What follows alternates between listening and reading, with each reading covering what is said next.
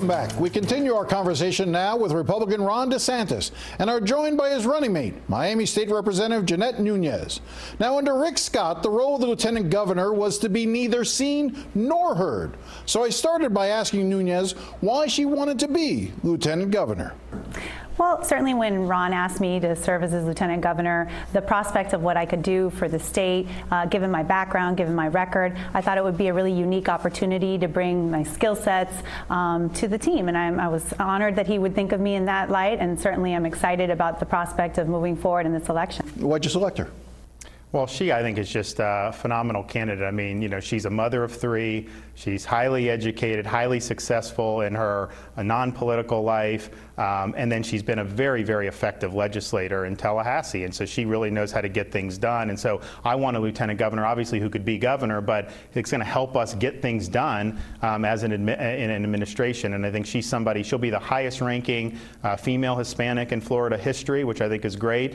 We were just at FIU. She'll be the highest ranking FIU graduate in Florida government history. So it's a really, really good selection. I think she's going to do a great job. I want to go back to the issue of Puerto Rico for a second, because I think there's an interesting overlap here between the two of you. And the question I want to ask you, Congressman, was, did Congress make a mistake not impaneling some sort of bipartisan commission to look at what happened in Puerto Rico, much the same way that the Congress back when Katrina hit, the Republican Congress went ahead and put together a group to examine the failures of Katrina, even though it was a Republican president at the time? Well, interestingly enough, Jim, I actually did an oversight hearing on the Puerto Rican response. I was the chairman of the subcommittee on national security, which had oversight over FEMA. So Jennifer Gonzalez, the congresswoman from Puerto Rico, and I worked together to do the hearing. This was several months after the hurricane hit, but we were still in the need to get more power on and things.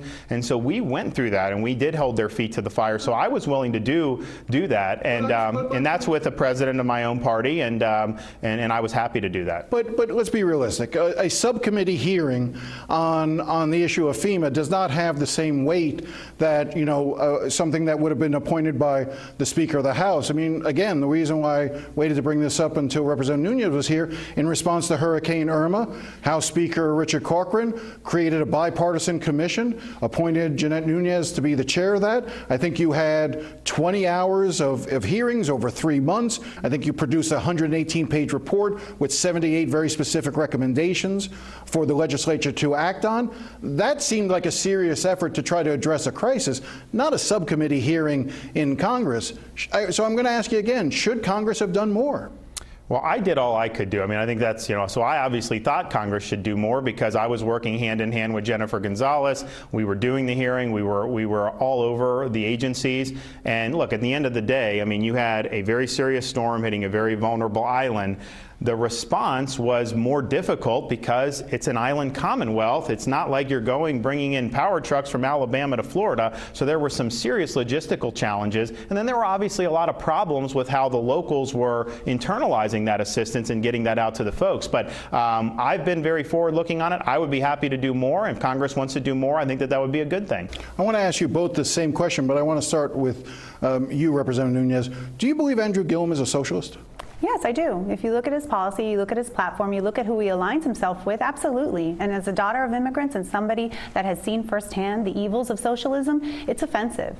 Well, but in South Florida, and I'll get your response to it in a second, but I mean, you particularly know that the term socialist in South Florida, it has a very, very heavy connotation to it. It's not, there's European socialism, there's different forms of socialism, but to throw the title socialist here in South Florida, are you likening him? Do you believe that he's the same as a Hugo Chavez or Nicolas Maduro? Well, I think the platform speaks for itself, and so if it walks like a socialist and it talks like a socialist, then in the end of the day, it is a socialist. So, but do you equate them with do you equate him with what we see in Venezuela? Well, certainly, I think that we need to focus on the issues, and whether he is a Hugo Chavez or a Maduro, I mean, that's not the point. The point is his platform and what it means for Floridians.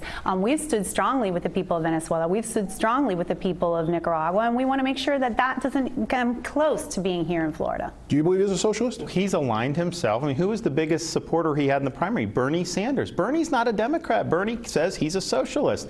Ocasio-Cortez, Democratic socialist. So he's embraced that. It's not that you're just throwing a label on it. That's where he has decided to go. And I think if you look at his platform, big tax increases, obviously he would like to take over people's health care, move them off private, force them on a government plan. You look at some of the, the wage controls, things like that. Those have been tried in other states, have not worked out. And obviously we see in Venezuela there's been huge problems with it. So I think that his policies would be destructive for Florida. You at the event in Little Havana, you talked about this. What was the phrase in Spanish that you? Dime con quién andas y te diré quién eres. And what does that translate to? Basically, tell me who you align yourself with, and I'll tell you who you are. Tell me who you walk with, I'll tell you who you are.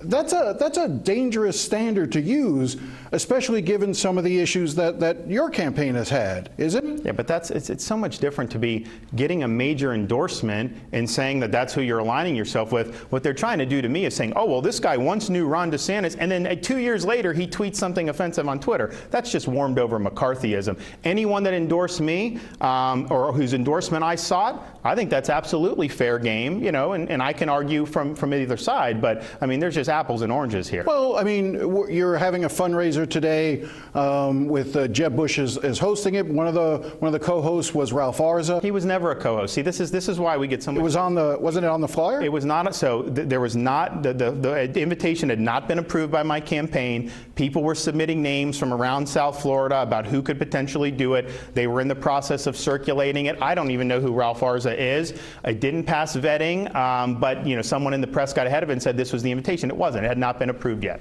But you see what I'm saying. In other words, you have that. You have Allenbeck. Well, we were going. That's why we vetted it, and that's why it would not have ended up being finalized that way. But there's a whole host of difference between saying somebody who may give money and then says something offensive versus adopting somebody's platform and endorsing certain policies. I mean, that's what Andrew Gillum is doing. So it's totally apples and oranges. We can go search all of Andrew Gillum's supporters' social media accounts, and you know what? We will find vile and obscene stuff because that's what it is. The stuff that I get about me, my wife, my kids from the left is revolting. That's why I don't do social media. So if we want to play that game, we can do it. But that doesn't really tell us anything. Anyone that's endorsing me or whose policies I'm endorsing, totally fair game. So it's much different. Let me phrase it this way, and I don't want to belabor it, but I just want to, because it seems to me it's an interesting moment that we've got here, which is that you come from a background in a congressional district where you lived in a world that was conservative, and there wasn't going to be a lot of blowback to some of the things, whether you attended a particular conference, even if the other speakers may have said something that were offensive. If it was a conference. There was nothing wrong. It was a conference that's been going on for 20 years at the Breakers. It's had presidential candidates, senators, congressmen.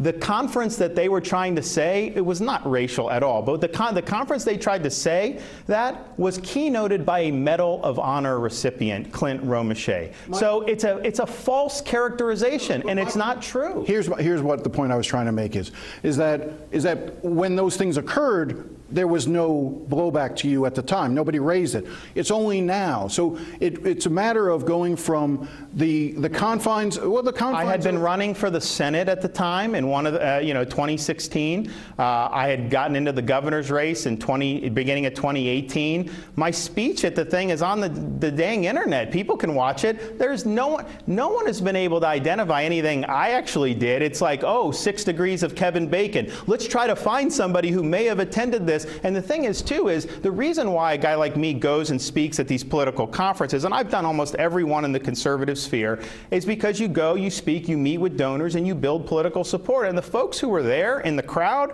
these are good philanthropic people. They're diverse in terms of their religion and different things. And so it's just a lie to characterize it the way the left is doing it. And you guys in the press, why don't you go interview some of the people who were there? Why don't you interview Clint Romeshay, who spoke there, and ask him if he was doing that because there was any type of race. There was no race. There have been big-time African-American conservatives that have spoken at this thing. The question I was trying to get to was, is this part of the challenge of going from competing in a world that is largely conservative, Fox News driven, to now trying to become a general election candidate running in a statewide race? It's not that as much as it's a more important race than my congressional race was, and you're just we have a politics that is very demagogic, and that's basically what they're trying to do. Now think about it.